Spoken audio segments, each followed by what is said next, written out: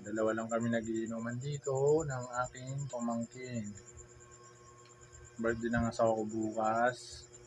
Sinalubong na namin yung birthday niya. Wala naman siya rito pero giinom kami. Dalawa lang kami. Nalulungkot kami dito eh. Habang nanonood ng TV. Yan ang ating pulutan. Crispy pata. Habang nanonood tayo ng TV. Yan. Red Horse times crispy pata.